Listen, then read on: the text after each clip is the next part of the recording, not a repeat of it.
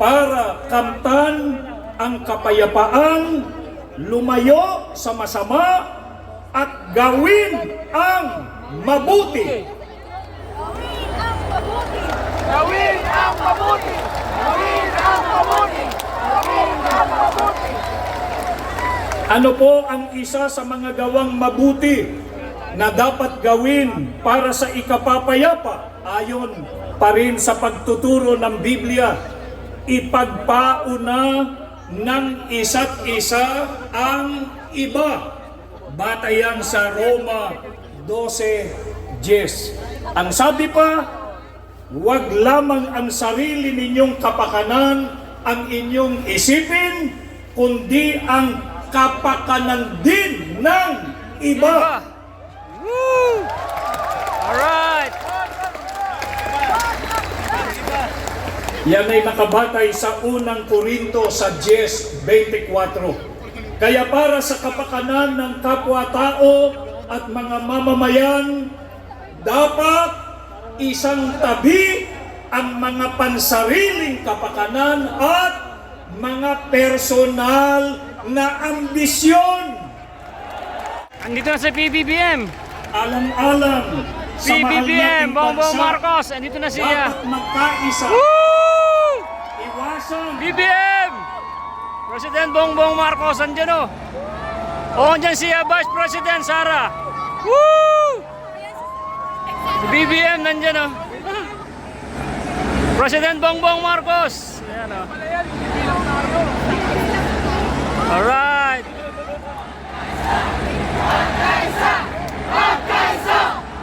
Ito si PBBM, guys!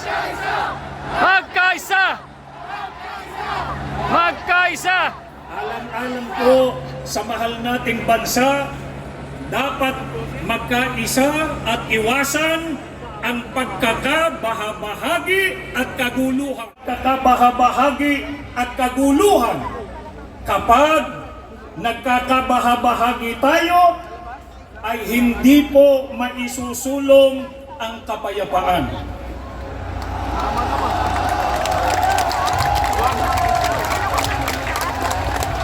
At kapag kaguluhan ang namayani, hindi po mahaharap ang paglutas sa mga problema ng bansa.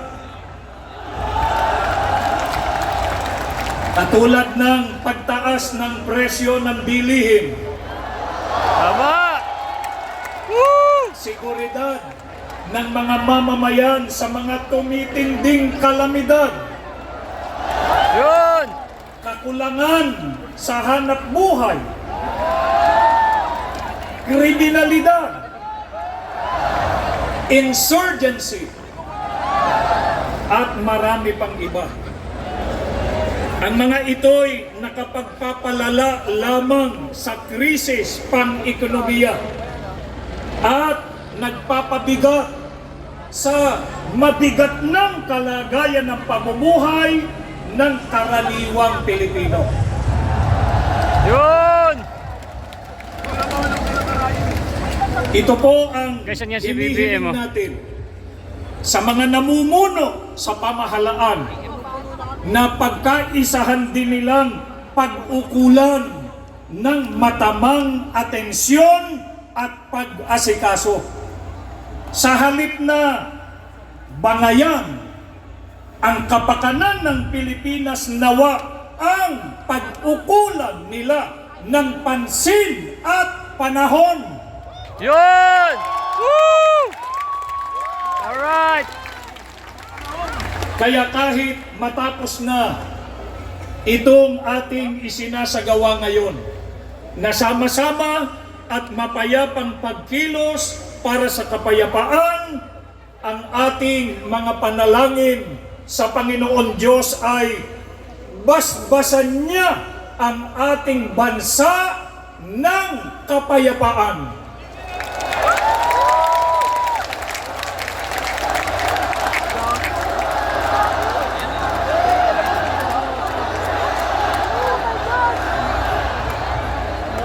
Tanglawan nawa niya ang kaisipan ng mga namiminuno sa ating bansa upang balikatin nila ang kanilang sinumpaang tungkulin na siyang dahilan kaya sila inihalal ng taong bayan. Yun! Maraming salamat po sa inyo.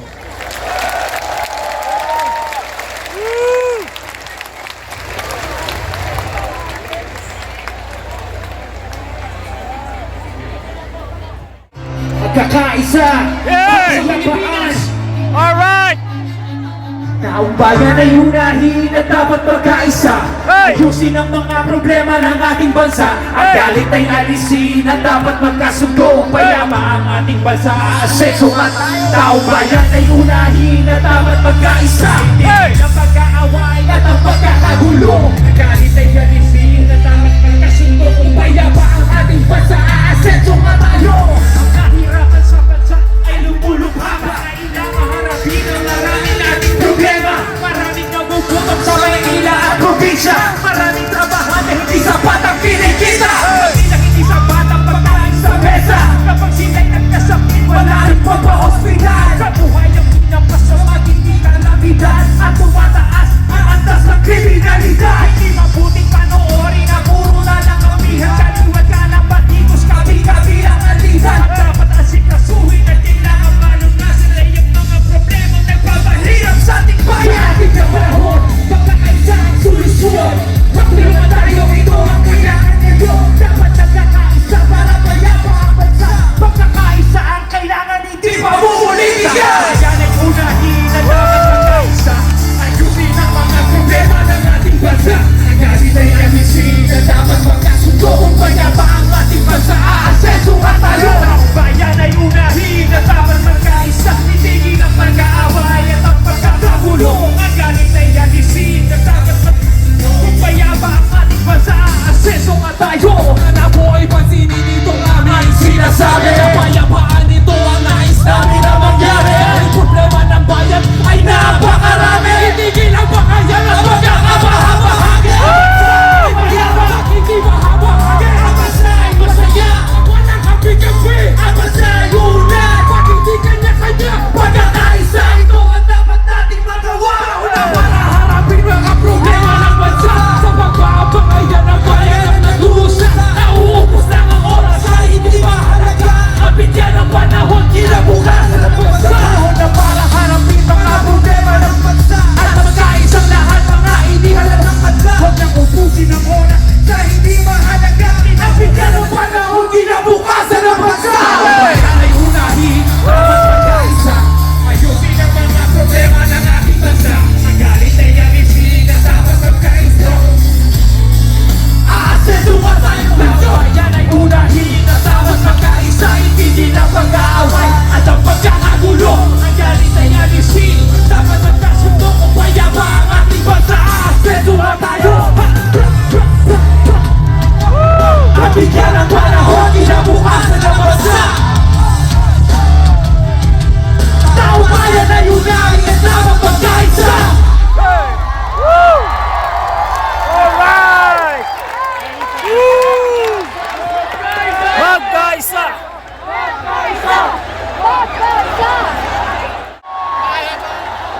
Kapayapaan ng ating bansa.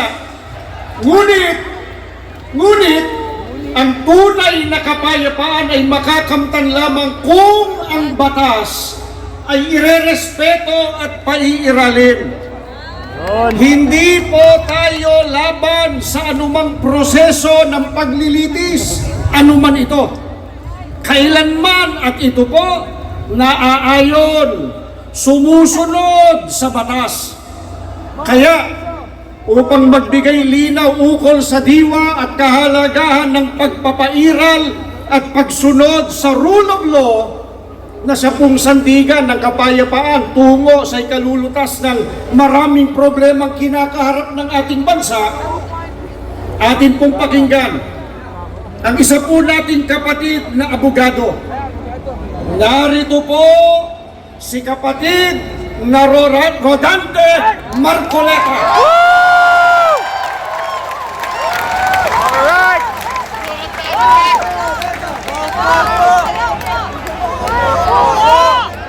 Guys, nandiyan na si Kong Marcoleta. Opo, opo, opo.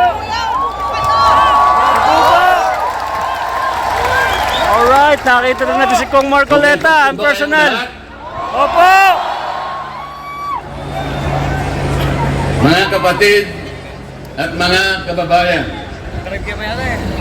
malinaw po nating narinig sa pambungad na pananalita ng kapatid na Edwin Sabala ang pinakalayunin ng malakihang pagkilos na ating sama-samang isinasagawa sa araw na ito.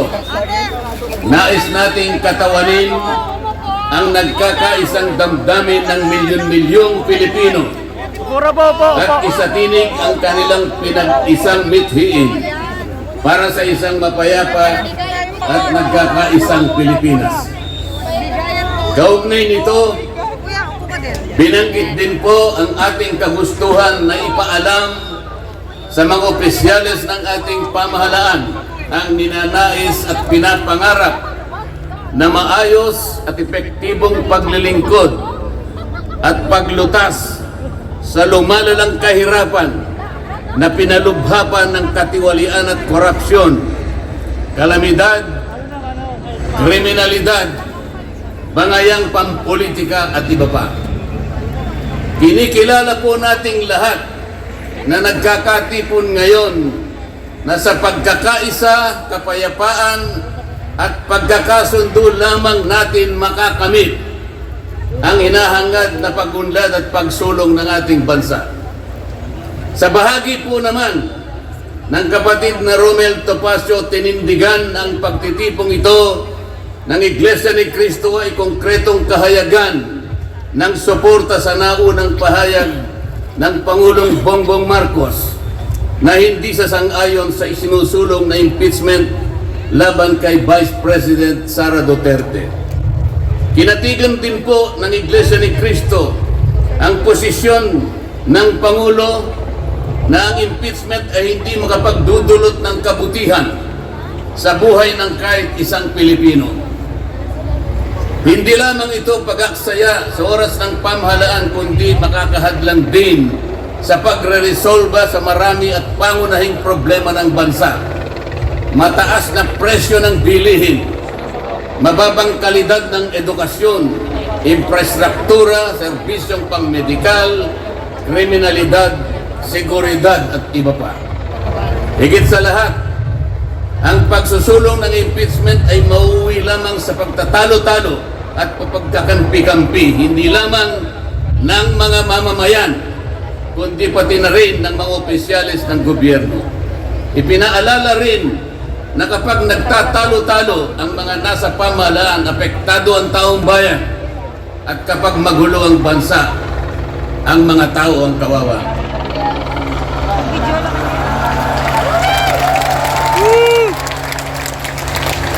Lagyan po natin ng konteksto ang dalawang pagpapahayag na nauna upang lalong mabigyan ng diin ang kahalagahan ng pagkakaisa, pagkakasundo at kapayapaan sa ikalulutas ng panganib na dulot ng kahirapan dahil sa lumulubhang katiwalian, korupsyon, kalamidad at lalo lamang napabibigat ang buhay at pamumuhay ng ating mamamayan. Sa isang ulat balita ng periodikong Philippine Star, 4 na araw nang nakararaan ay ganito ang sinasabi. Based on a recent SWS survey, an estimated 17.4 million Filipino families considered themselves poor in the last quarter of 2024. This number represents 63% of the surveyed respondents, the highest self-rated poverty in 21 years. Across the country, Mindanao had the highest self-rated poverty at 76%, followed by Visayas at 74% and Luzon at 55%. Mga kababayan, sa tayang 5 ang miyembro ng bawat pamilyang Pilipino, nangangahulugan na aabot sa 87 milyong Pilipino sa ngayon ang nagsasabing sila ay mahirap. Katumbas ito ng 75% ng ating populasyon ngayon na tinatayang 116 million o mahigit pa.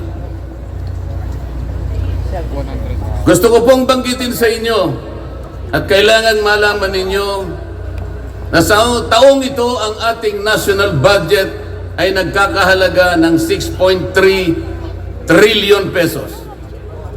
Ito po ang ating national spending. Ang ibig sabihin, ito pong halagang ito ang gagamitin dapat ng pamahalaan upang tugunin ang lahat ng pangangailangan, pangkabuhayan, panglipunan, pangkalusugan, pangedukasyon, pangseguridad, lahat ng kakailanganin alang-alang sa kapakanan ng bawat isang Pilipino. 6.3 trillion pesos. Ngunit, ang tinatayang magiging income lang ng ating bansa ay kulang pa sa 5 trilyong piso. Ang ibig pong sabihin, meron tayong deficit. Meron tayong kakulangan na 1.5 trillion pesos. Ito po ang ating ipangungutang sa taong ito. 1.5 trillion pesos. Ibig sabihin po, bawat araw tayo'y gagasta ng 17.6 billion pesos. Yun po yung ating gasta. Araw-araw. Ngunit ang ating kinikita ng bansa ay 13.4 billion pesos lamang. Sa makatwid, ang uutangin natin araw-araw ay 4.2 billion pesos. Wow. Katumbas ng 175 million pesos bawat oras. Napakabigat po na hinaharap na hamon at problema ng ating bansa. Hindi po biro-biro ito. Ito po ay pananagutan po ng ating mga opisyales. Hindi po pwedeng talikuran ito. Ganito na po kalala ang problemang pang-ekonomiya ng ating bansa. Ngunit, hindi po yata ganito ang naging direksyon. Sapagkat sa halip na po, unahin ang mga binanggit nating malalaking problema na kinakaharap ng ating bansa. Ang inuna po ay mga bagay na mauuwi lamang sa pagkakampi-kampi at pagkakabahagi ng ating bansa. Bakit po? Nagtatag po ng Quadcom. Ang buong akala ko po sa pagtatatag ng Quadcom, ito po ay 4 na komite sa House of Representatives. Kinonsolidate, ginawang isang makapangyarihang komite na ang buong akala ko, ito ang gagamitin para tutukan ang namumuong problemang lumulubha pa na hinaharap ng ating bansa. Napakatas po ng bilihin, lalo na po yung pagkain ngayon. Nagtanong-tanong po ako, ang isang pirasong kamatis last week is 20 pesos. Tama po ba yun? Ngayon po, may nagsabi sa akin 30 pesos isang kamatis. Ang isang kilong kamatis, 400 pesos. Tama po ba yun? Ang isang piraso ng siling pangsigang ay 10 piso. Yun po yung sinabi sa akin. Tama po yun? 600 pesos per kilo. Yun pong bell pepper. 2 kulay po yata yung bell pepper. Isang berde, isang pula. 45 pesos ang isang piraso. 1,000 pesos ang isang kilo.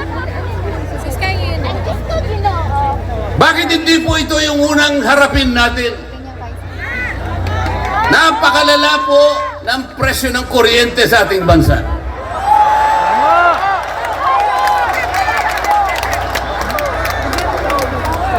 Meron po akong isinulong na 10 panukalang batas na ang tanging layunin ay ibaba ang kuryente sa bansang ito. Yun! Ikinalulungkot ko pong ibahagi sa inyo na kahit isa'y wala man lamang pong nadinig. Ano po yung dininig? Pinatawag ang dating Pangulong Duterte, pinatawag ng Quadcom. At ang ginamit na pamamaraan ay yung isinasaad sa saligang batas. Inquiry in aid of legislation. Natupad po ba yung inquiry in aid of legislation? Paano po in aid of legislation kung ang tatawagan nilang resource persons para humarap sa paglilitis na yon ay puro kalaban ng dating Pangulo? Alam po ninyo lahat yon. Panood namin yun. Pinagtatanong nila yung Pangulo base doon sa mga sinumpaang salaysay at affidavit nung kanyang mga inusig nung kanyang panahon sa war on drugs. Hindi naman ipinatawag ang mga taong maaring makapagbigay sa kanya ng tulong upang ipaliwanag ang war on drugs. Hindi ipinatawag ang mga Solicitor General sa kanyang panahon. Hindi ipinatawag ang mga Chief PNP upang magpaliwanag kung ano ang war on drugs. Puro kalaban ng dating Pangulo. Yung mga abogadong kasama niya para magtanggol sa kanya, hindi pwedeng magsalita. Sapagkat ang tuntunin sa mga komite, ikaw ay papayagan lamang para payuhan mo ang kliyente mo sa kanyang karapatan. Ngunit paano mangyayari na ang kliyente nila ay papayuhan sa kanyang karapatan kung bubulungan lang siya, ay makikita siya ng isang chairman doon. Attorney, huwag mong bubulungan yan. Iko-contempt kita. Si Padbuano. Nasaan na po yung sinabi sa saligang batas na lahat ng inuusig ay meron siyang karapatan sa abogado? The right to counsel. Wala na po. Yeah. The right to confront your accusers. Wala po mga accuser doon. Ang ginagamit ko ay mga sinumpaang salaysay, hindi man lang in-authenticate, ipinalagay na totoo lahat ang nakasaad ng mga aligasyon. Anong gagawin ng isang tao sa harap ng ganito na walang rule of law at walang due process? Ito po ang pinag-umpisahan ng kaguluhan at pagkakahatihan. Sa kagustuhan po nila na mausig ang dating Pangulo, ayaw po nilang pumunta sa korte, ayaw nilang pumunta sa piskal. Ano po ba ang sinasabi ng mga desisyon ng Korte Suprema? Kapag ka napatunayan nyo ang isang tao ay maaring nakagawa ng kahit anong paglabag sa lahat ng batas, anumang batas, dalhin ninyo sa piskalya, dalhin ninyo sa korte. Yun ang tamang paraan. That is the rule of law. Ngunit bakit? Bakit kayong Quadcom ang gumagawa nito? Ang Quadcom ay hindi piskal. Ang Quadcom ay hindi korte. Tama! Nagkukunwa lang na korte. Yung mga chairman ng 4 na komite doon, wala ni isang abogado. Aktay! Pero naalala ko yung isa doon, kamukha ni Attorney Agaton.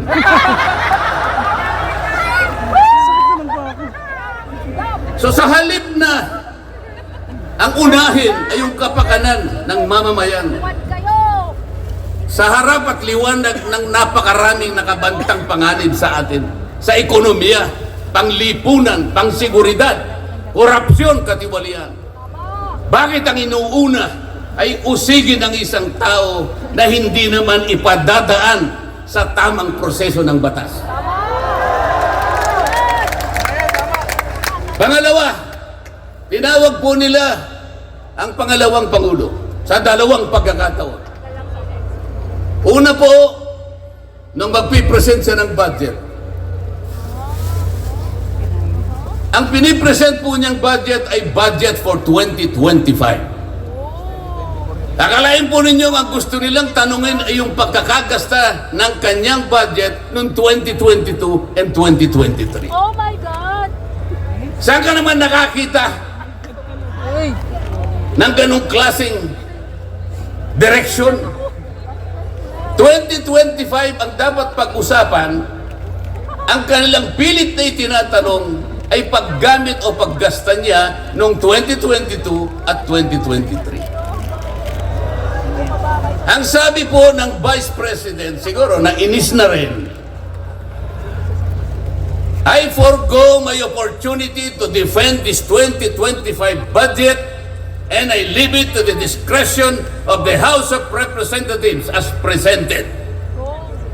Oh, ayaw pa nilang tanggapin. Nang ibig sabihin, ayaw ko nang idepensa sa inyo. Bahala na kayo. Kung anong gusto nyong ibigay sa akin, bahala na kayo. Ano pong ginawa nila? Na hindi. Kinakailangan masagutin mo lahat ito. Walang exempted dito. Kahit ano nga yun siya, kailangan namin tama po yung lahat po ng paggasta ng pera ng bayan ay kailangan pong suriin. Totoo po yun. Ngunit meron pong pagkakataon at panahon sa paggawa nito. Hindi po sa panahon ng pipresenta ng budget. So ang ginawa po nila, tinawag uli ang pangalawang Pangulo sa isang pagdinig sa isang komite na kung tawagin ay Committee on Good Government. Alam po ninyo yung pagsisimula nila para magkaroon ng katwiran na masabi na ang Vice President. Kinasangkapan nila yung isa sa amin, isang representative sa Maynila, tumindig at nag-privilege speech. Yung subject matter po ng kanyang privilege speech ay kaugnay po ng budget na pinagtatalunan na po sa plenaryo at sa committee. Sa tuntunin po ng House of Representatives, no one should avail of the privilege hour if the subject matter is related to a pending bill. Nandun na po yung bill sa baba. Pinagsalita pa po yung isa. Nung banggitin ko po ito, nire-raise ko po, sabi ko, wala pong katwiran ito. Kailangan po tindigan ninyo, sundin ninyo ang ating tuntunin. Kapag hindi tayo sumunod sa ating tuntunin, sinong maniniwala sa atin na tayo may karapatang gumawa ng batas para sa ikabubuti ng ating bansa?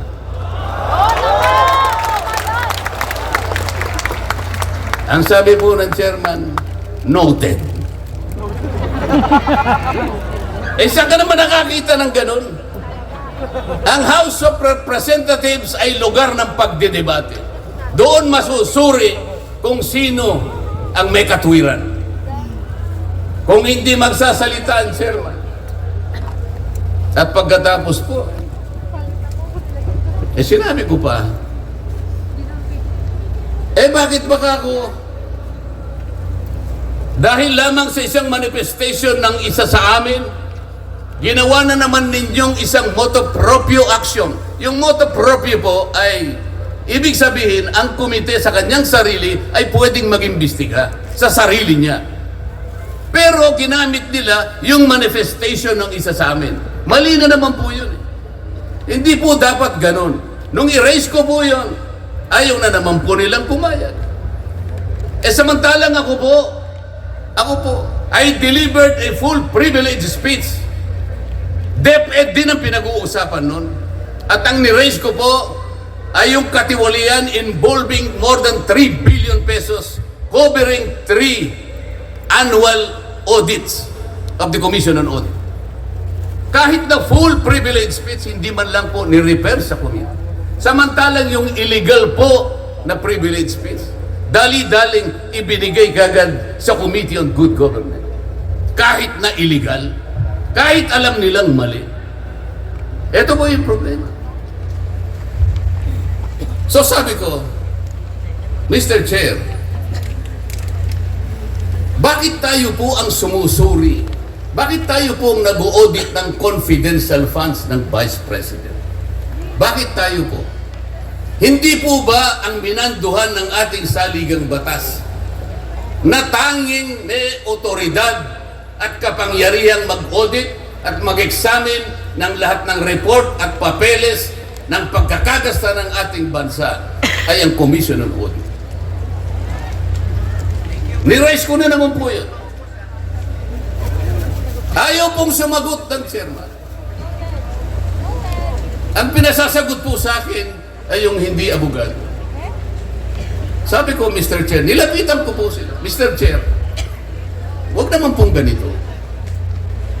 Ilagay naman po natin sa konteksto at sa regulasyon ng ating ginagawa. Tinatanong ko po ay isang constitutional issue. Bakit ang pasasagutin mo sa akin ay hindi man lang abogado? Huwag mo naman akong insultuhin. Yun.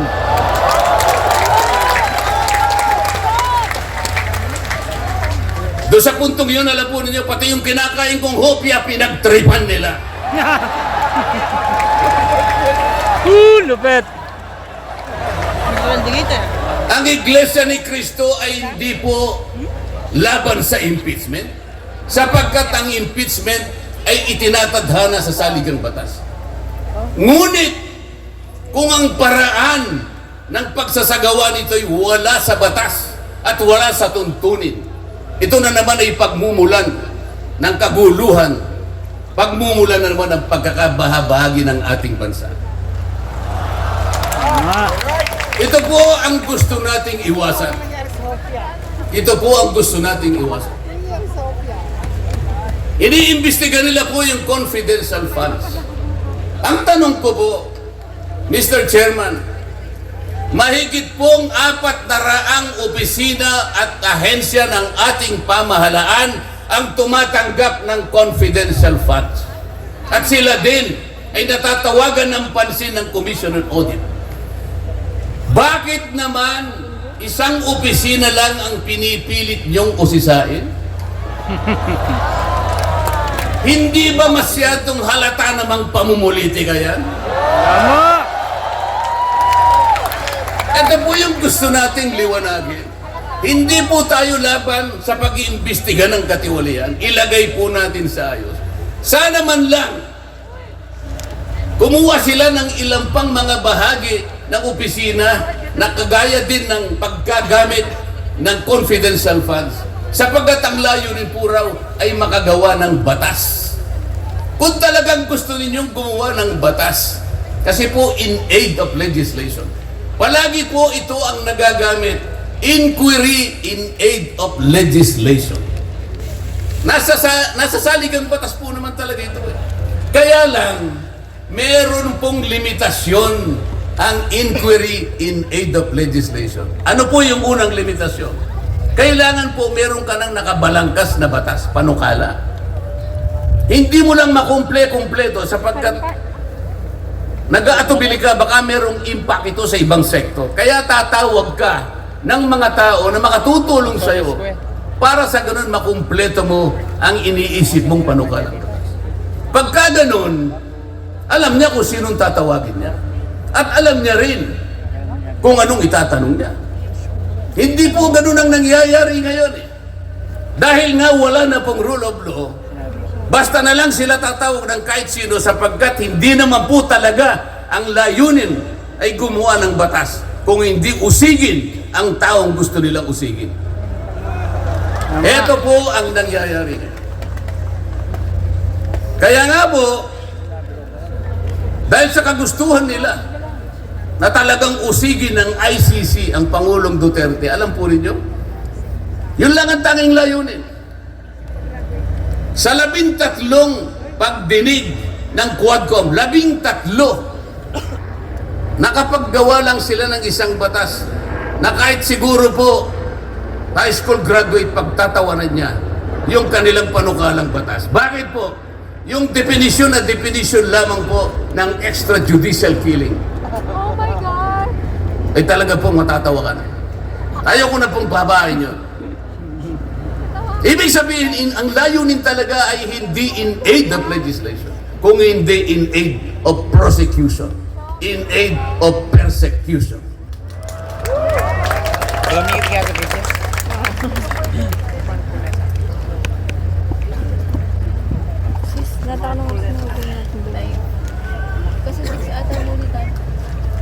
Kanina po, mga kababayan, napanood po ninyo ang video na kung saan ay nagpahayag ng di pagsang-ayon si Pangulong Marcos sa namumuong impeachment laban sa pangalawang Pangulo. Ulitin ko lamang po yun. Sabi niya, tumutukoy po dun sa pagsasagawa ng impeachment. This is not important. This does not make any difference to even one single Filipino life. So why waste on this? What will happen if somebody files an impeachment? It will tie down the House. It will tie down the Senate. It will just take up all our time, and for what? For nothing. For nothing. Sabi po niya ito, none of this will help improve a single Filipino life. As far as I am concerned, it is a storm in a teacup. It's a tempest in a teacup. Ang ibig sabihin, isang napakaliit na bagay na pinipilit ninyong palakihin. Napakalaki ng problema ng bansa ang inaharap natin. Ito ang ating atupagin. Ito yung gustong mangyari ng Pangulo ng Republika ng Pilipinas. Yes. Sumagot po ang liderato ng House of Representatives. At sa isang bahagi, ang sabi po niya, ito po, kinuha ko lang yung isang bahagi sa isang mahabang manifestong ginawa nila. Sabi po ng House of Representatives, bilang tugon doon sa sinabi ng ating Pangulo. Sabi po niya, together, let us rally behind our President to protect and preserve the gains of democracy as we build a stronger, more united, and more prosperous republic. Pero nasaan po kaya? Nandito po kaya lahat yung mga sumama sa manifesto ito na sumusuporta na mag-rally tayo sa likod ng Pangulo? Tayo'y magkaisa upang panindigan yung nauna niyang pahayag na ang gusto nating unahin na pagkaisahan ay yung pagtugon, pag-address sa mga problema ng bansa. Nasaan kaya sila? Nandun kaya sila sa likod ng Pangulo o tayo lang lahat?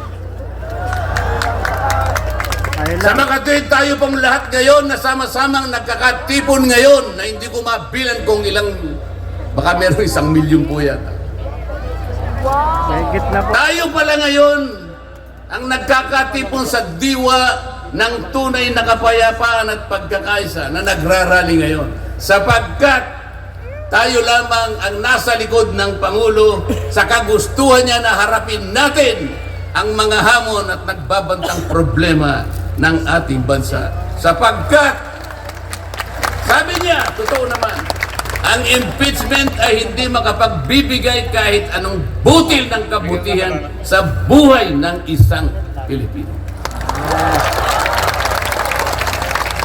Bago po ako magtapos, ay nais ko pong sipiin dito ang butil ng kaalaman na inalaw sa isang 1957 Nobel na ang pamagat ay Atlas Shrugged ni Alice O'Connor, nakilala sa taguring Ayn Rand. Ang sabi po niya, sa English muna po, pasensya na po kayo. When you see that in order to produce, you need to obtain permission from men who produce nothing. When you see that money is flowing from those who deal not in goods but in favors, when you see that men get richer by grab and pull, not by work, and your laws don't protect you against them, but protect them against you. When you see corruption being rewarded and honesty becoming a self-sacrifice, you may know that your society is doomed. Kapag nakikita po ninyo na para tayo ay mag-produce, ay hingi pa tayo ng permiso sa mga taong hindi naman nakakapag-produce, at nakikita po nyo na umaapaw ang pera sa pamagitan ng patagong transaction at hindi sa pamagitan ng mga merchandise na nakikita natin. At nakikita ninyo kanya na yung iba ay lalong nagiging mayaman sa pamagitan ng katiwalian at hindi sa pamagitan ng trabaho. At ang mga batas ninyo, sila pa ang pinoproteksyonan. At ang batas ninyo ay sila pa ang lumalaban sa inyo. At kapag ang corruption ay ito ang itinatadhana, ito ang binibigyan ng reward. At yung katapatan ay ito ay nagiging sakripisyong pang personal. Alam na ninyo na ang inyong lipunan ay nasa kapahamakan. Mabigat po ito. Mabigat po ito.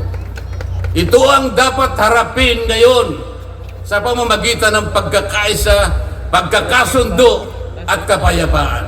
Hindi po biro-birong problema ang inaharap ng ating bansa. At bago po ako tuluyang magtapos, payagan ninyo kung ulitin ang sentimiento ni Edmund Burke, isang English political philosopher, na sinabi niya, "The only thing necessary for evil to triumph is for good men to do nothing."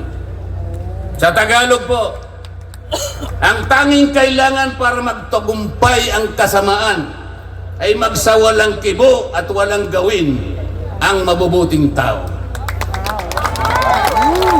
Maraming salamat po at magandang hapon po sa ating lahat.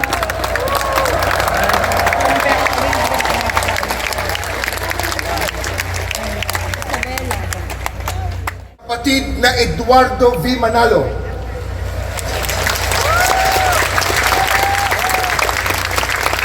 bayaan niyong tayo naman ang bumati sa kanya ngayon.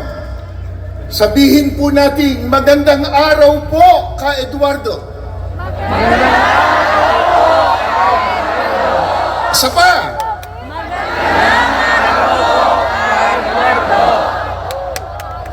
Mga mahal po naming kababayan at mga kapatid, sa inyo man po, magandang hapon sa inyong lahat. Maraming salamat po sa inyong pagdalo at pakikiisa sa isang dakila at makasaysayang aktibidad na ito. Narito tayo ngayon mula po sa iba't ibang sektor ng lipunan, iba't ibang relihiyon, iba't ibang samahan at sangay ng pamahalaan upang isagawa po ang ganitong mapayapang pagkilos. Gaya po ng ating tema, pambansang rally para sa kapayapaan. Isigaw po natin ang kapayapaan! Kapayapaan! Kapayapaan!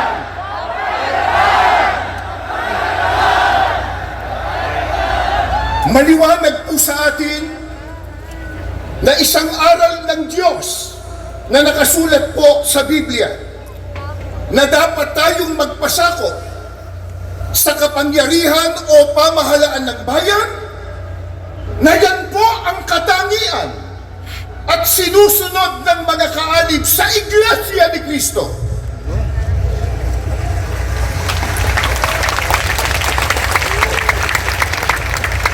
Patuloy din po natin iginagalang at pinaninindiganan ang simulain ng paghihiwalay ng pamahalaan at relihiyon na itinatadhana po ng ating saligang batas. Dahil dito, ang ating mapayapang pagkilos na ito ay wala pong bahid na anumang politika.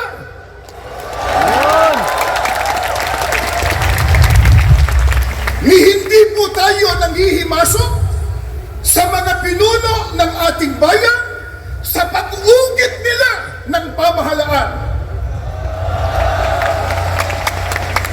Hindi po natin nais makialam sa pagpapatakbo ng pamahalaan ng ating bansa. Ano po ang nais ng maraming kababayan po natin at ng angaw-angaw na kaalib sa Iglesia ni Cristong narito ngayon? Ang nais po natin, ang maliit na tinig na ngayon ay pinagsasama-sama natin sa ating rally mapakinggan naman ng pamahalaan.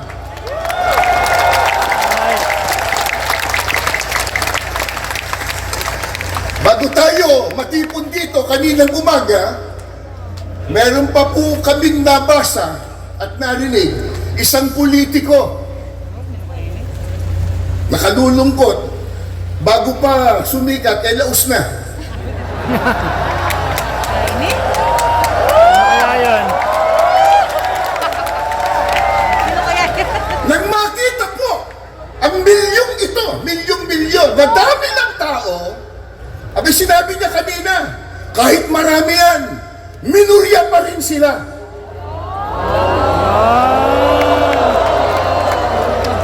Eh sino ba nagsabi sa kanya na tayo ang mayurya? Pero, sa dami natin ngayon, at sa lakas ng tinig ng mga mamamayang Pilipino, eh parang tayo na ang nasa mayurya. Yun.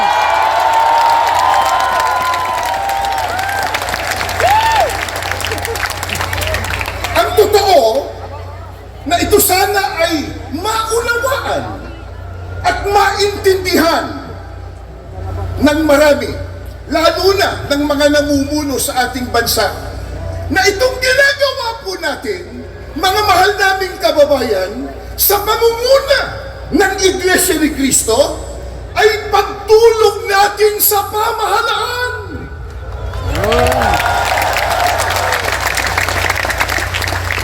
Tumutulong tayo sa kanila na kanilang makita, na kanilang madama ang tunay na damdamin ng taong bayan na naglukluk sa kanila.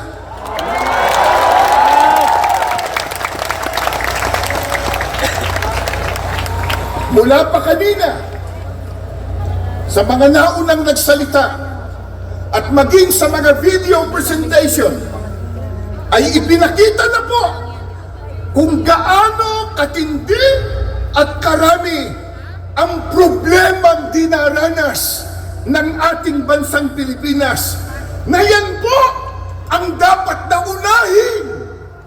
unahin na asikasuhin at bigyan ng solusyon ng mga naluklok sa tungkulin o namumuno sa ating bansa.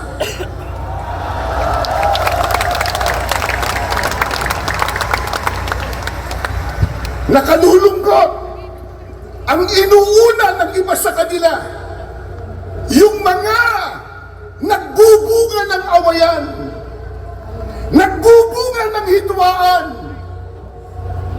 na alam naman nating lahat na ang ginagawa nila pamumulitika lamang. Tulad ng isinusulong nila na impeachment ng pangalawang Pangulo. Sinabi na ng ating kagalang-galang na Pangulong Ferdinand Marcos Jr. at alam na po ng marami nating kababayang Pilipino, ang totoo nating lahat. Kasi po, kahit mahihirap lang ang maraming Pilipino, eh marunong naman tayong umintindi. Yun, siyempre. Hindi tayo mangmang. Isigaw nyo nga, hindi mangmang. Hindi mangmang. Hindi mangmang. Hindi mangmang. At lalong hindi tayo bobo.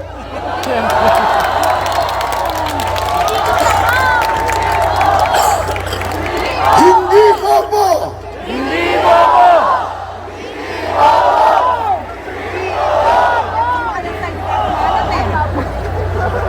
Sana marinig yan ng isang abogado. Naintindihan po natin, naunawaan po natin na yung sinabi ng Pangulong Ferdinand Marcos Jr. ay tama. Totoo na yung isinusulong nilang impeachment laban sa pangalawang Pangulo, hindi po makatutulong. Hindi po makapag-aangat ng kalagayan ng pamumuhay ng kahit isang Pilipino. Ang tanong, yan ba naintindihan ng mga mambabatas? Hindi! Naintindihan? Hindi! Eh may ginawa silang manifesto raw eh. Na sila daw ay nagkakaisa na suportahan ang Pangulo ng ating bansa. Kaya lang, nakapagtataka, ang kanilang ginagawa, kabaliktaran. Sapagkat tahasan nilang sinasalungat, kinokontra yung sinabi ng Pangulo ng Pilipinas. Bobo sila! Mga kaibigan, mga kababayan, at mga mahal po naming mga kapatid, hindi maikakaila, matindi na ang problemang nararanasan ng ating bansa, lalo na po sa ekonomiya. Hindi po ba? Yan ang dapat talagang unahin at bigyang solusyon, bigyang prioridad ng mga namumuno sa ating bansa. Tama sila yung bobo! Gaya ng nabanggit natin, nakalulungkot po sapagkat hindi yan ang nakikita natin ginagawa ng iba sa kanila. Ang ginagawa ng iba ay nagpapalubha sa problema pangkabuhayan ng Pilipino. Ang magbigat pa, yung ginagawa nila, nagdudulot ng bahabahagi, nagdudulot ng kaguluhan, hitwaan at pagtatalo.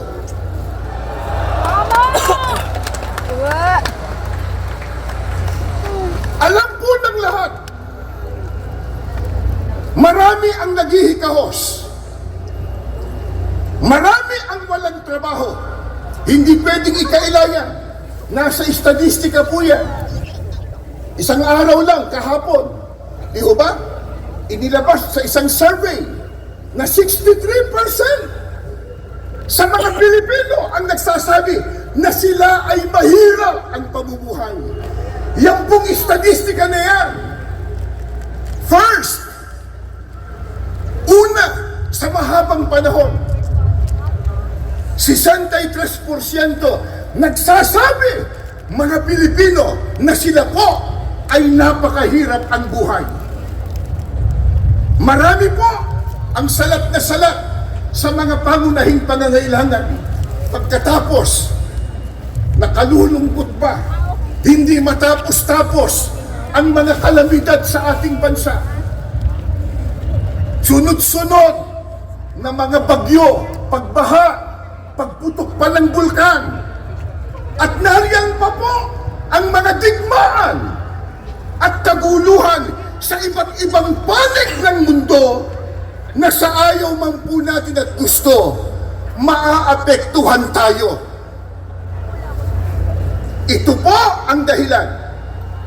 Kaya ating kinakatigan ang ipinahayag ng ating Pangulo na hindi tayo sang-ayon sa impeachment ng Vice Presidente.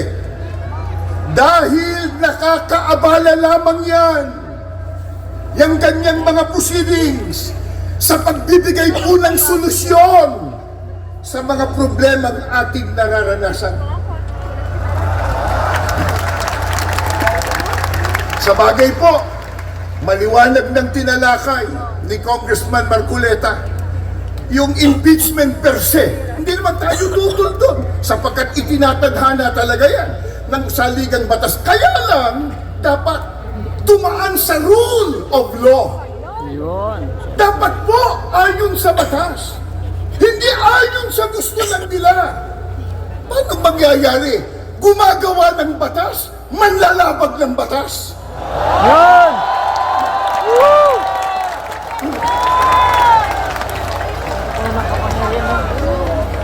Sapol.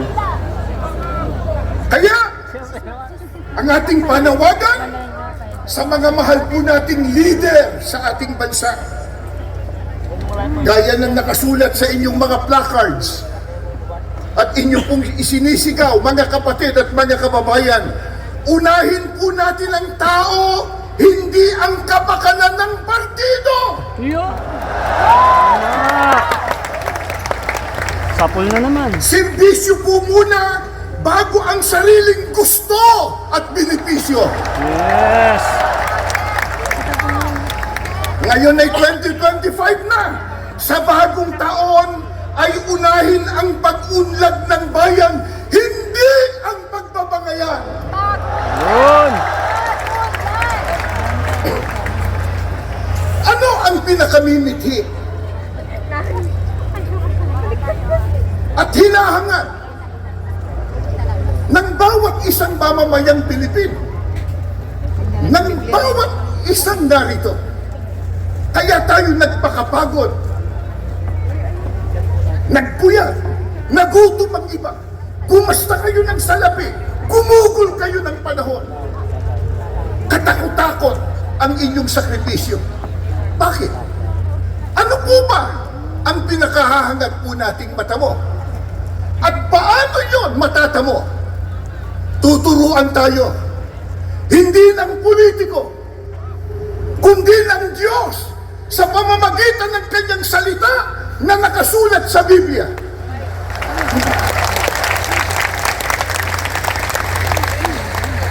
Ano po ang turo ng Biblia para matamo ang pagpapala, ang kabutihan, at ang kaligayahan? Pakinggan nyo, bubuklat po ako ng banal na kasulatan. Sa aklat po ng mga awit, 133, 1 at 3. Masdan ninyo na pagkabuti at pagkaligaya sa mga magkakapatid na magsitahang magkakasama sa pagkakaisa.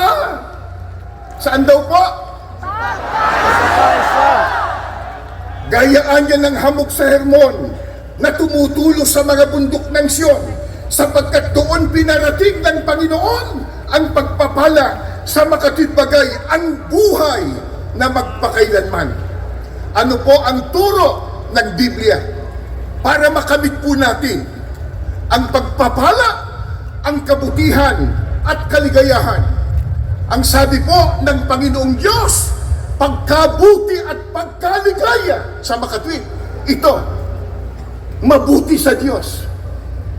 Kung minamasama ito ng ibang mga tao, sa Diyos, mabuti po ito. Ano po ang sabi ng Biblia? Masdan yung pagkabuti at pagkaligaya sa mga magkakapatid na magsitahang magkakasama sa pagkakaisa. Mga kababayan at mga kapatid, ano ba itong ginagawa natin ngayon? Kakaisa. Isigaw natin uli, pagkakaisa. Pagkakaisa.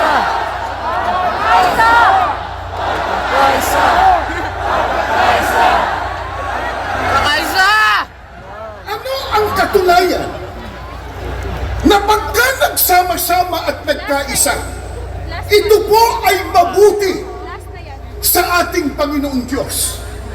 Sapagkat ang sabi pa ng Biblia, doon ipinarating ng Panginoon ang pagpapala. Pagpapalain. Kailan? Pagka nagkaisa. Paano ka pagpapalain kung watak-watak? Yun! Paano ka pagpapalain kung may hidwaan? Kung may kampi-kampi? Sa makatwid, yan po ang pinakalundo ng ating rally na ito. Pambansang rally para sa kapayapaan, pero magsisimula yan sa pagkakaisa na nais ng ating Panginoon Diyos. Sa bagay, sino ba ayaw na magkaisa? Sino ba ayaw na maging mapayapa? At higit sa lahat, sino ba ayaw ng pagpapala? Lalo't galing sa ating Panginoon Diyos. Pero, Paano natin magagawa yun? Magkakaiba tayo ng lingwahe. Meron tayo ditong mga kapatid. Nakikita ko po Maynila, Rizal, Laguna, San Pablo, iba't ibang dako. Magkakaiba tayo ng lingwahe at dialekto. Magkakaiba ng partido. Magkakaiba pa ng relihiyon at interes. Paano po magagawa yung pagkakaisa? Hindi po mahirap.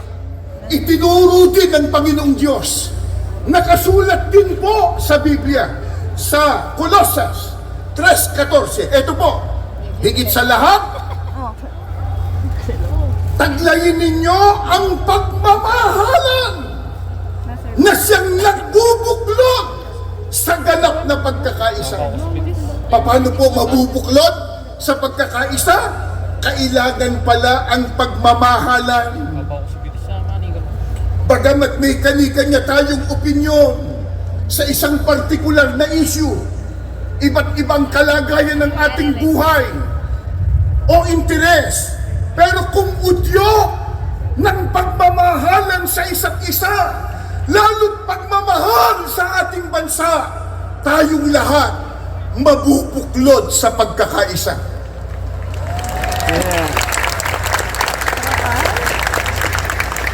Mga kababayan, mga kapatid, mahalin po natin ang ating kapwa. Mga kababayan, mga kapatid, mahalin po natin ang ating bansa.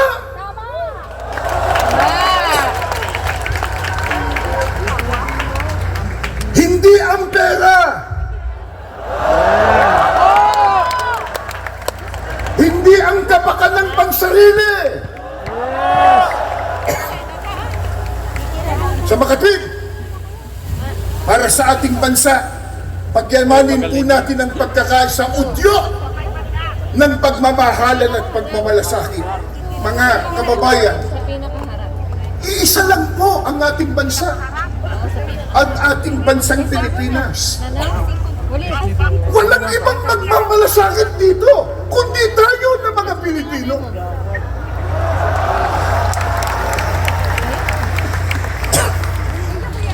Magkaisa tayong lahat, ipagmalasakit natin ang kapakanan ng sambayanang Pilipino.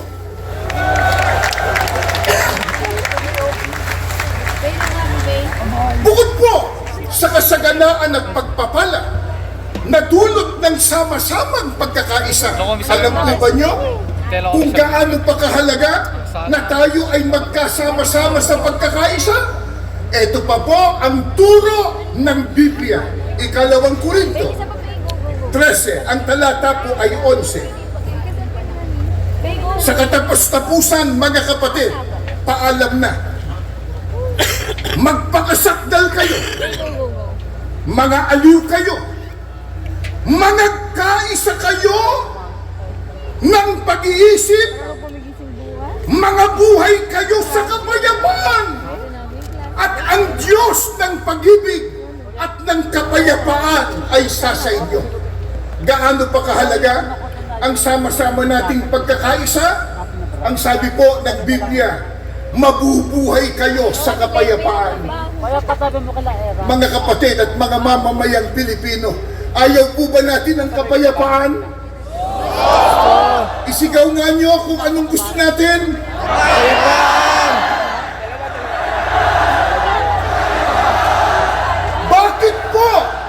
Bakit po natin natitiyak?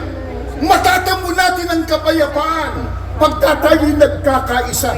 Sapagkat sinabi ni Apostol Pablo, ang Diyos ng pag-ibig at ng kapayapaan ay sa inyo. Sasamahan ng Diyos pag nagkakaisa. Sasamahan po ng Panginoong Diyos yung sama-sama na nagkakaisa para sa mabuting layunin. Paano kung watak-watak? Paano kung hindi magkasundo? Paano kung kampi-kampi? Ayon sa Biblia, Sa Diyos ba yun? Tama kayo, pero babasahin ko sa Biblia. Ganito po ang nakasulat. Santiago 3:14 hanggang 16. Ito po. Muna sa tapat namin. Ngunit, kung kayo'y mayroong mapapait na paninibugho, at pagkakampi-kampi sa inyong puso, huwag niyong ipagmapuli at huwag magsinungaling laban sa katotohanan. Hindi ito ang karunungang bumababa mula sa itaas, kundi ang nauukol sa lupa sa laman sa Diablo!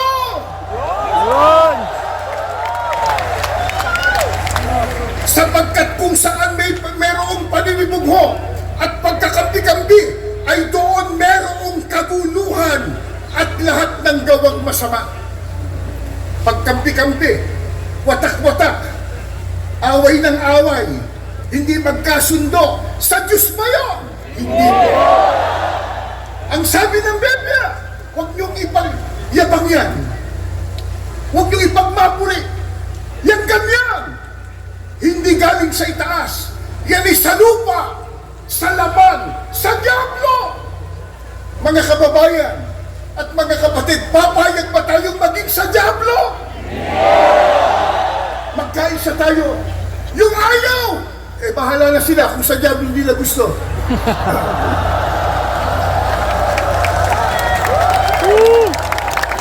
Ano ang sabi pa ni Apostol Santiago? Pagka hindi magkaisa, watak-watak, kampi-kampi, bahagi, ang sabi po ng Biblia, naroon ang kaguluhan. O hindi ba nagkakagulo sila? At nandoon ang lahat ng gawang masama. Masama ang magagawa nila pagka hindi sila nagkaisa. Totoo naman yun. Gaya ng nabanggit ko sa inyo kanina. Ayan. Oh. Anong sama ang nangyari? Abay, mambabatas! Naging manlalabag sa batas!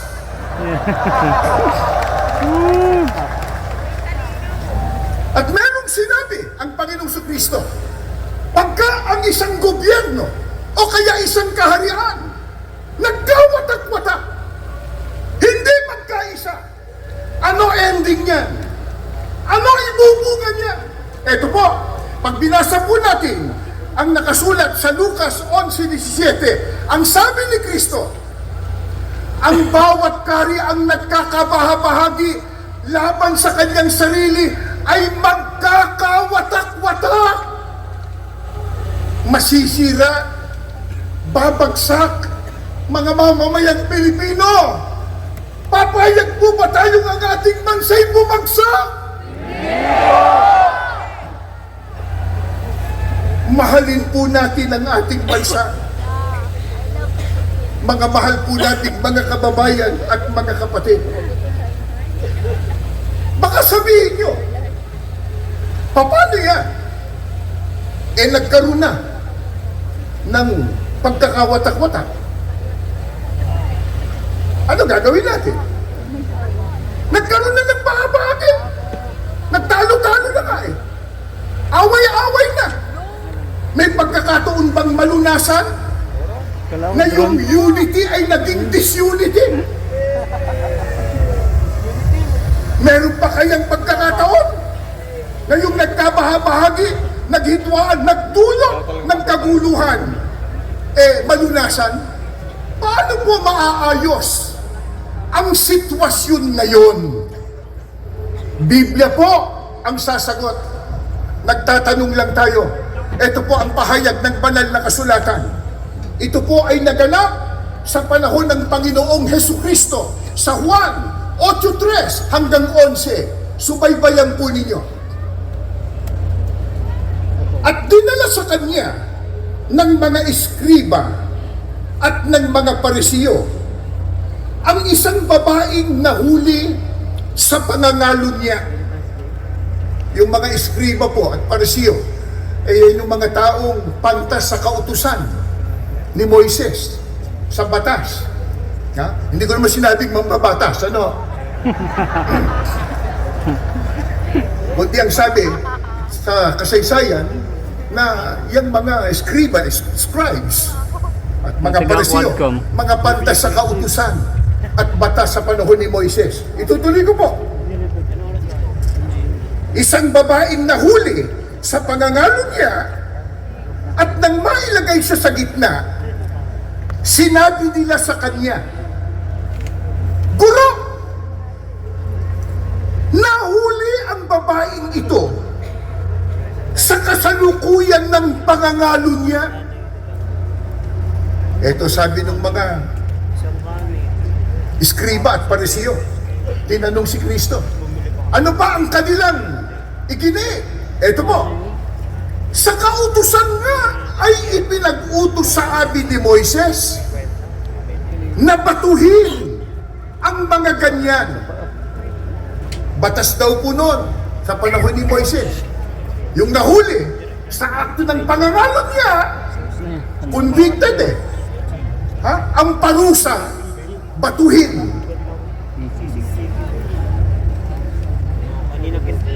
Ano nga ang iyong sabi tungkol sa kanya? Nako, tinatanong ang Panginoon Kristo ng mga iskriba at parisiyo. At ito'y kanyang sinabi.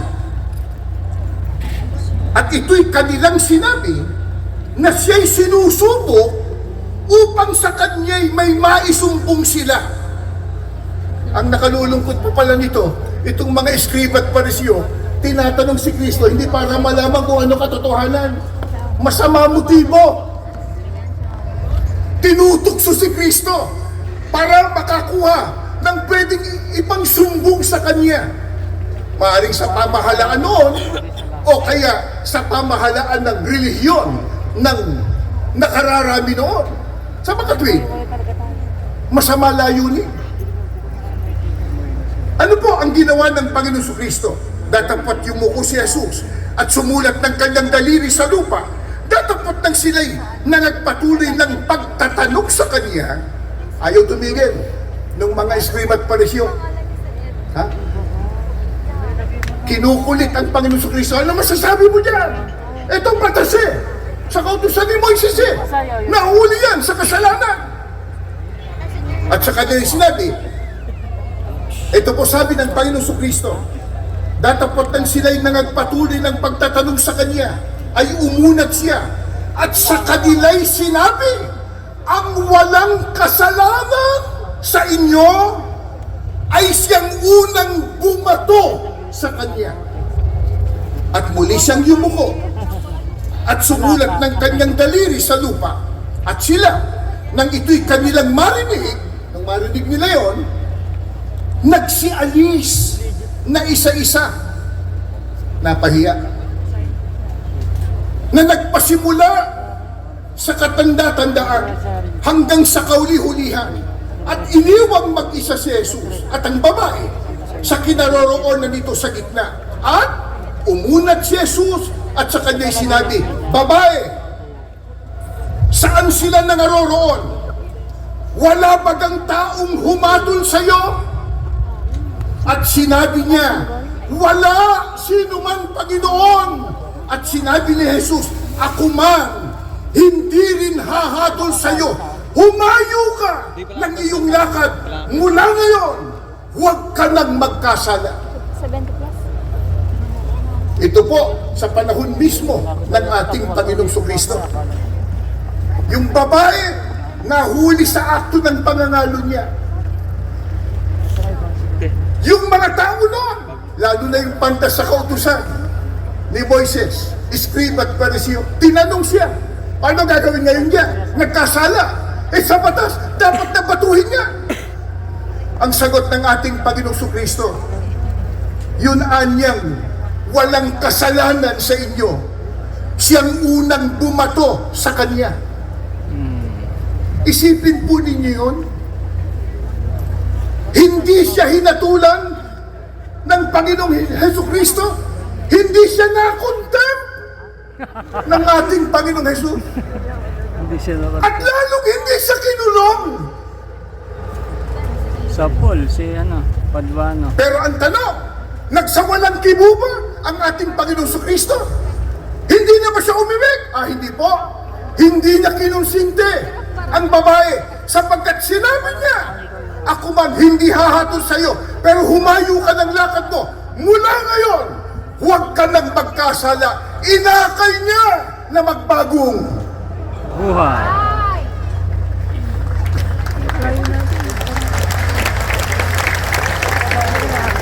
Nasaan daw si mama mo? ano po ang ipinakikita at binibigyang diin Putot-putot. sa nangyari ito, yung kahalagahan ng pagpapatawad at ang pagiging mahabagin at unawain. Yun naahuli sa akto. Di lalo na kung hindi pa naman napapatunayan. Yun. Mga mahal po naming kaibigan, mga kababayan, at higit sa lahat mga kapatid, sa buong kapuluang Pilipinas, ang marami po'y nagtitipon-tipon-di sa iba't ibang dako sa mga rehiyon at mga lalawigan. Nasabi ko na po sa inyo kanina, alam po namin at alam ninyo kung gaano ang puhunan ninyo sa dakila at makasaysayang rally ito. Marami sa inyo na hindi na nakatulog kagabi.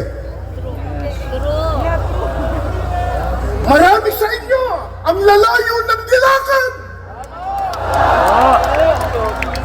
Marami sa inyo na buya at nagutom. Pero mga kapatid at mga kababayan, ang lahat ng yan ay hindi po sayang. Ang lahat ng yan, ang ating puhunan at sakripisyo, hindi po walang kabuluhan sapagkat handog natin yan sa ating sambayanang Pilipino.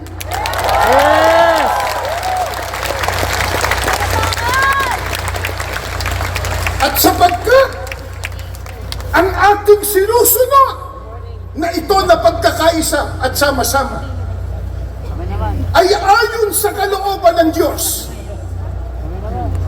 na inudyo sa ating tagapamahalang pangkalahatan, kapatid na Eduardo Manalo. Mga kapatid na nakakarinig ng tinig na ito, lahat ng hirap natin, lahat ng sakripisyo, alay natin sa Diyos at sa ating Panginoong Jesus. Maraming salamat po. Magandang hapon po sa inyong lahat. Tumayo kayo at tayo po ay mananalangin at magpasalamat sa Diyos.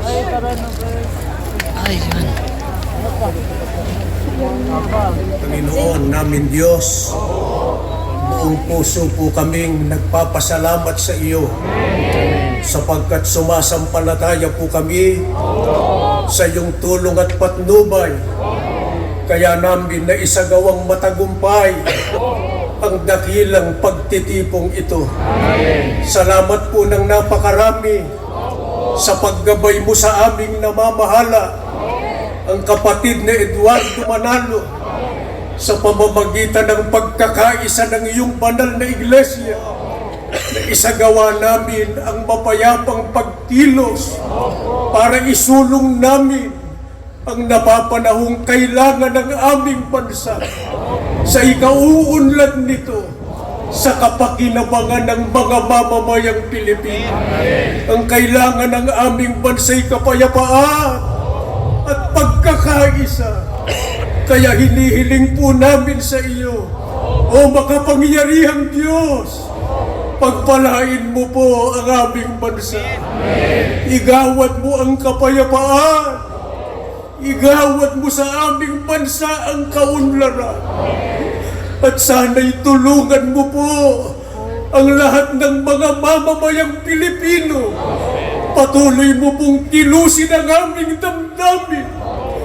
Isulong namin ang banal na layuning ito. Amen. At ang lalo namin hinihiling, tulungan mo po ang mga nabibinuno sa aming bansa. Gawin mo po silang nagkakaisa. Gawin mo silang nagkakasundo. Gabayan mo po ang kanilang puso, ang kanilang kaisipan. Buong giting nilang matupad ang tungkuling kanilang sinumpaan na siyang dahilan kaya sila inihalal at pinagtiwalaan ng mga mamamayang Pilipino. Inihiling namin patuloy mong basbasan ng iyong iglesia sa pangunguna ng aming namamahala, ang kapatid na Eduardo Manalo. Nangangako kaming mga hinirang mo, patuloy kaming pasasakop at makikipagkaisa sa kanila, sapagkat kalooban mo po ang kanilang itinuturo. Kaisa nila kami sa pagmamahal, sa pagmamalasakit sa aming bansa. Subalit sa ibabaw ng lahat, patuloy kaming makikipagkaisa sa kanila sa pinakamahalagang tungkulin namin, ang ikaw po'y aming sambahin, paglingkuran ka namin, at kailanman hindi namin ipasusupit ang karapatan at kalayaan namin sa aming mga pagsamba't paglilingkod sa iyo. Purihin ka po, dakilang Ama. Sa iyo po ang lahat ng kalwalhatian. Sa pag-uwi namin sa kani-kanyang tahanan, inihiling namin ang iyong pag-iingat. Ilayo mo kaming lahat sa kapahamakan.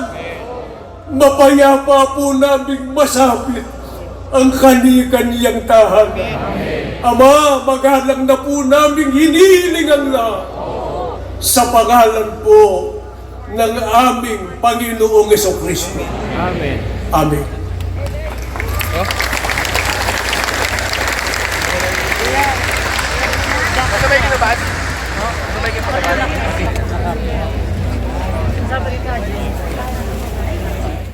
Yun, mission accomplished mga Manila kabayan. Councilor Ayan na Rick kami. Ibay. Alright. Congresswoman Apple Grabe, Nieto. nakakayak yung panalangin. Congressman Carlo Lopez, incumbent councilors Elmer Tor and Lou Veloso, aspiring councilors Kid Marasigan, Voltaire Castañeda, Doc Mercado, Christian Uy, also former Senator Gringo Honasan. Also, thank you po to Sir Romero. Salamat po ng maraming. Once again mga kapatid, maraming salamat po sa inyong lahat. Palakpakan niyo po ang inyong mga sarili. Ngunit bago po tayo umuwi mga kapatid, ipinapaalala lang po natin sa lahat po ng dumalo. Panatilihin po natin ang kaayusan sa ating mga pag-uwi at panatilihin po natin ang kalinisan. Mga kapatid, panatilihin po natin ang kapayapaan din. Dito tayo sa may harapan mismo. Grabe, nakalusot tayo mga kababayan. Nanginginig ako. Nakakaiyak yung panalangin. So, At ayan, syempre tuloy-tuloy ang programa natin habang tayo po ay unti-unting umuwi. Yes, pagkakabalik sa ating mga sasakyan. Syempre, hahandugan pa namin kayo ng mga awitin. But for now, muli nating tawagin back on stage to sing Dapat Ay Magkaisa, ang team song. ng National Rally for Peace. Let's welcome back on stage, Aiki, Rapido, and Aljo! Sigurado sa ulan nyo na to. Sabayan nyo na kami. Sa uling pagkakataon, magingay naman kayo dyan! You know! yay! Yeah! Woo! Lobot na tayo. Lupit. Hey! Taong bayan ay unahin at dapat Hey! magkaisa. Ayusin ang mga problema ng ating bansa. Ang galit ay alisin at dapat magkasundo. Kaya pa ang ating bansa aasenso pa tayo. Taong bayan ay unahin at dapat magkaisa. Itigil ang pag-aaway at ang pagkakagulo. Ang galit ay alisin at magkasundo. Kung tayo ang bansa aasenso pa tayo. Ang kahirapan sa bansa ay lumulubha pa. Kailangang harapin ang marami nating problema. Maraming nabubutok sa Maynila at probinsya. Maraming kabahan at hindi sapat ang kinikita. Pamilyang di sapat ang pagkain sa mesa. Kapag sila'y nagkasakit, wala rin papa-hospital. Alright. Ako'y kabatang hirang sa tunay na bayan. Bago umuwi guys, may pahabol na kanta pa habang naglalakad. So, ayan, may konti-konting pantanggal ng pagod. Woo! agad makakalabas.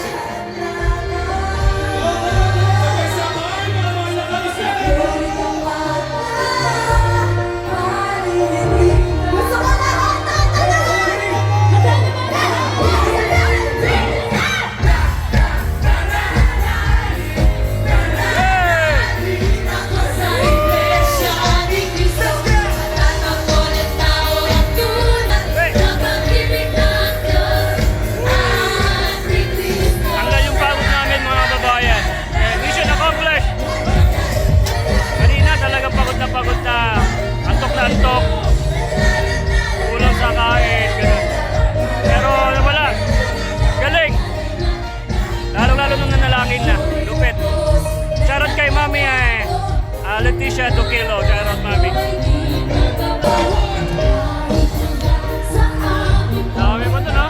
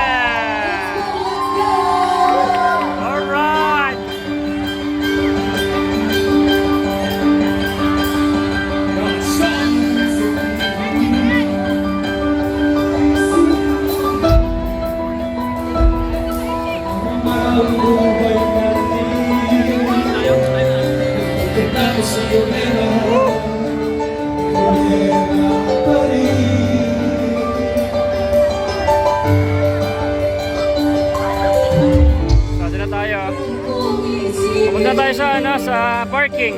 Thank you very much. Grabe. Sobrang solid. Nawala na yung ating pagod, puyat. Dahil natapos natin yung ating mission. Right, let's go. Woo! Grabe. Hindi naman tayo agad-agad makakalabas ito mga kababayan. Sapagkat sobrang dami natin. Woo! Alright.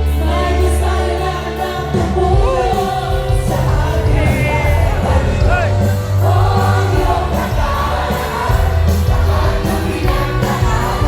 Hey!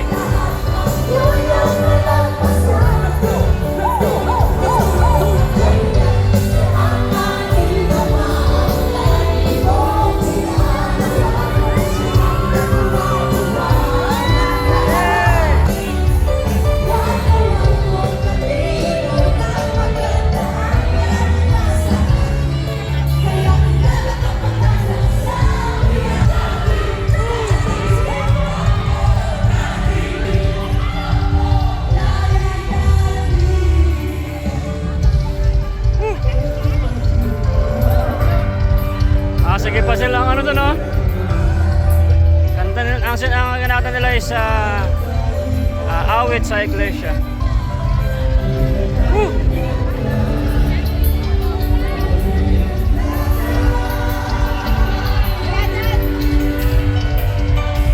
Let's go, punta tayo sa parking. Nay, ito na yung bayad ko sa isa, ano? O, kunin mo yung isa. Isa muna, iyan, no? Tapos, isa pa, di ba? 4 dapat na sardinas eh. Yan. 3 na. Pang-4 na sardinas. Okay na.